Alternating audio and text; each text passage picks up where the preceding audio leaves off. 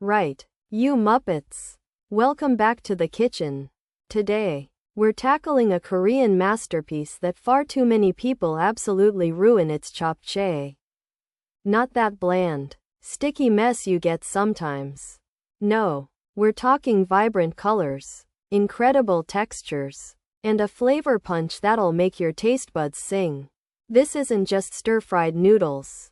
It's an experience, a symphony of ingredients, and by the end of this, you'll be cooking it like a pro, not like an amateur burning their onions. Understood?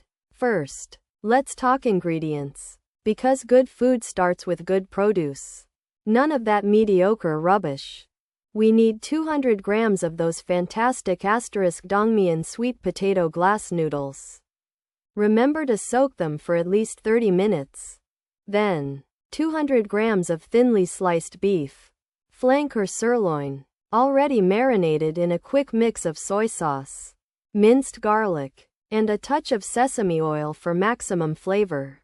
For our vibrant vegetables, we've got 1 red bell pepper, 1 carrot, a handful of fresh spinach, some rehydrated shiitake mushrooms, and half an onion, all perfectly julienned for even cooking. Don't even think about using frozen, limp vegetables. We're after freshness here. Now, prep work. This is where the magic begins. And where you separate the chefs from the absolute disasters. Take your bell pepper, trim it, remove the seeds, and slice it into elegant matchsticks, about 2 inches long. The carrot? Same precise technique, not chunky bits that won't cook evenly.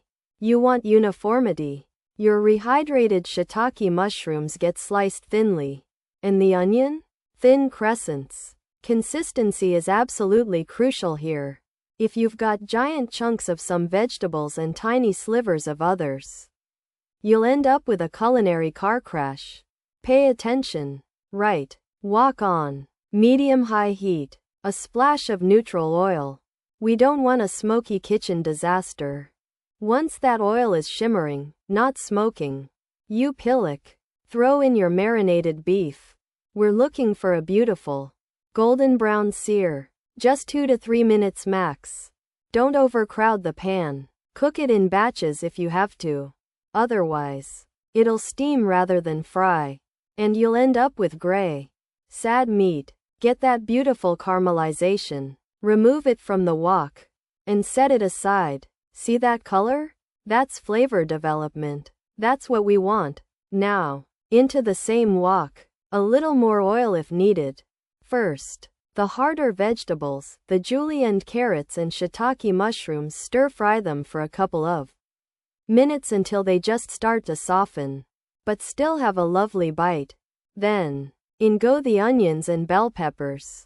We want them bright and crisp, not mushy.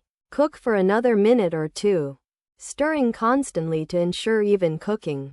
You should be smelling those incredible aromatics now. A true testament to fresh ingredients working together. Finally, wilt in the spinach for literally 30 seconds. Don't you dare overcook it. Alright, the heart and soul of our japchae. The sauce.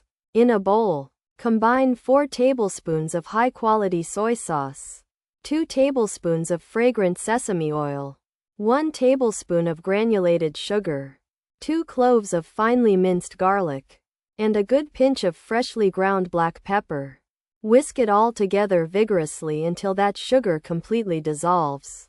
This isn't just a drizzle. It's the entire flavor foundation.